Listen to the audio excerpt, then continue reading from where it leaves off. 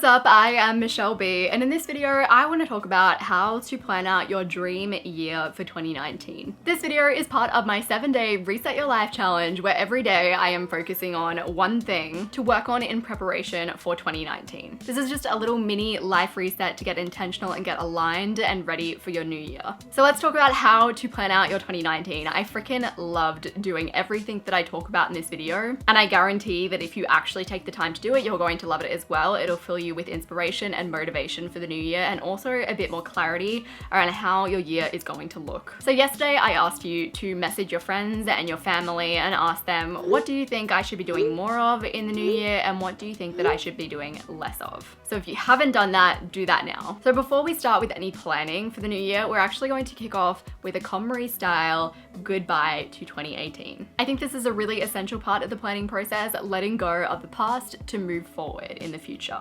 Firstly, what are you grateful for about 2018? Gratitude can shape the whole way that you view the world, and you want to look at your last year with a lens of gratitude, not of negativity or bitterness or resentment. So the process of going through my gratitudes just made me feel really good. I know that's what gratitude usually does, but it makes you feel good even about like the negative things that happened in your last year. So I'm grateful that I discovered thermals because they've changed my life as a very cold person. And then there are things that are a bit on the grander scale. So I'm grateful for 2018 for showing me anger and jealousy and showing me that that's something that I can get through. And I'm grateful for 2018 for showing me sadness and anxiety, because that sadness and anxiety prompted me to do so many things that have improved my mental health. Secondly, what were your wins in 2018? So even if you haven't had a super successful or achieving year, there are going to be wins scattered all over the place, big and small. So writing down my wins was something I was really hesitant to do, just because I feel like 2018 has been kind of a dud when it comes to accomplishments for me. In saying that, I've done a lot in 2018 that I'm really proud of. It's just not necessarily like professional accomplishments or accomplishments that you could like post about on Facebook. It's more like, oh, I went to a networking event and I was okay, or I successfully got around Europe on public transport. And the last thing that you want to do closing out 2018 is write down a list of your lessons learned. Every year brings us something new and gives us new life lessons. So write down all of your life lessons for 2018 that you want to sort of carry into 2019 to close out your year for good. There are things on my list that I've talked about with you guys, like doing things that make you feel good takes effort. You need to schedule it in and make it happen. I've learned that no water and sugar equals anxiety, and a ton of other stuff is on my list. The last thing that you want to do, and it's like a little bit fluffy, but I hope you guys are into it, that's just saying a big thank you to 2018. This is like a thank you next. Much like you would if you were letting go of a piece of clothing or an old item, thank it for what it's done in your life and just say goodbye. Now let's move on to the fun stuff. This is the stuff that got me like super freaking excited. Planning out your next year. So we're gonna plan out our year in a really fun 80-20 style way via Tim Ferriss. So the first thing that you want to do is to grab a notebook. It might be your 2019 planning notebook. Separate a page into 2 columns. On one column, you want to put a plus sign. So this column is for the 20% of activities, experiences, and people that gave you the most positive emotions in 2018. So this is about the stuff that lifted you up, that brought you joy, that made you feel inspired and motivated, that made you feel energized in life in 2018. On the other side, you want to put a minus symbol. So this is for the 20% of experiences, activities, and people that brought most of the negative emotions into your life in 2018. The next thing that you want to do is to get out last year's calendar. So this might be a digital calendar, it could be a planner, it could even be a journal. I also got out my social media feed, so I went through my story archive because that's an accurate representation of what I've done in the year. Also, it's a bit more visual than a calendar. And you want to actually go through all of these things where you've tracked what you've done for the year and start to fill up your columns. So I won't show you guys the negative side of mine just because there's like names and specific events that I wouldn't want people to know about. But there is like a seriously clear pattern in my positive. Firstly, trying new vegan food. There are so many instances of it. Secondly, nature. Pretty much any experience that I had where nature was involved sits on my positive list. And a weird one is hanging out by pools and in pools. That's just not something that I ever thought was something that I really enjoy, whereas I don't like going in oceans or lakes or anything like that. In my negative side, cold weather. Pretty much throughout this year, every trip I've gone on, it's been freezing. And I'm not about that life. In 2019, I only want to travel if I'm traveling to somewhere warm. During drinking made an appearance like 4 times. I didn't drink that much this year. That's probably like the amount of times that I drank. Analyzing your last year helps you to be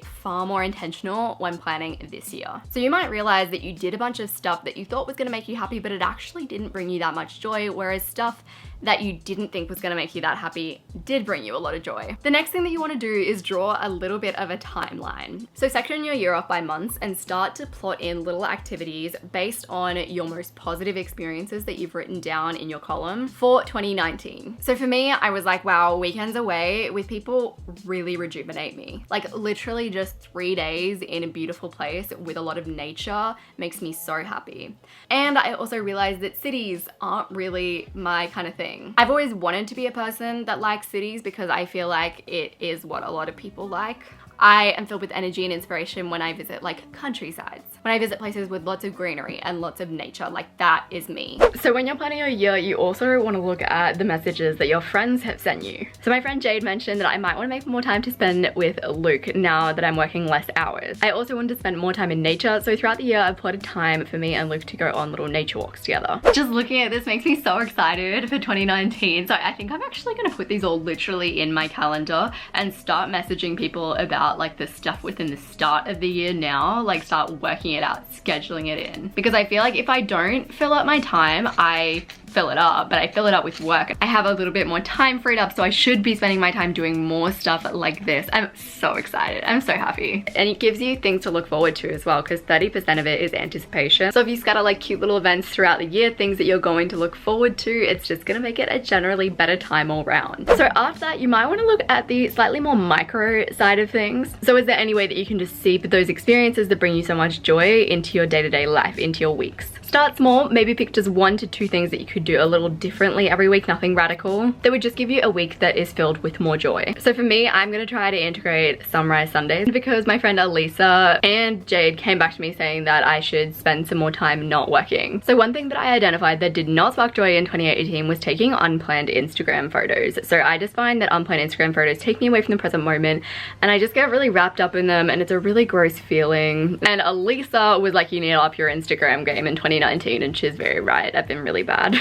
Mainly because of that reason. So I'm gonna schedule in some days in 2019 to just take like a ton of Instagram photos. Try and schedule those times in your calendar so that you stick to them. The next thing that you want to explore is how you're going to use your money in 2019. While it has been shown that when you earn above a certain threshold, your happiness isn't likely to increase, it's also been shown that there are purchases that are reliably going to make you happier than other purchases. For example, a weekend away versus a crazy expensive bag, or a gym subscription versus a subscription box that you never really use. So a question that Tim Ferriss asks is, if you only had $100 to increase the happiness in your life, what would you spend it on? Then he sort of increases that. So if you had $500, if you had $1,000, and he writes down a big list of items that he might want to purchase in the next year that he knows will increase his happiness. So make the purchases that you wrote down a priority to purchase in 2019. Maybe some of them are unrealistic, that's okay. Make those long-term saving goals, but the ones that are not so unrealistic, make it a priority to save for those things throughout the year. So I ended up writing down just what I want to invest in 2019. These are all just things that, like, from experience I know will make me happier. A few of them are things that would buy me time, like meal delivery, a cleaner. Some are just like self-care, relaxation kind of things, like pool days, weekends away, massages. And I have a few things to make my space nicer for me. So you'll see this space change over 2019. And things for my health. So gym classes, gym passes. Tomorrow's video is going to be all about goal setting for 2019. I'm really excited about this video because I've never actually done a video where I've talked through my goals. If you like this video, you're probably going to like my video where I talk a little bit about what purchases can increase your happiness. I'm gonna have that linked on the screen and down below, as well as the original Reset Your Life challenge video. If you're new and you want to get up to date and join the challenge, you can watch that. It'll be linked. Subscribe to my channel if you haven't already. I appreciate you guys so much and I will see you soon.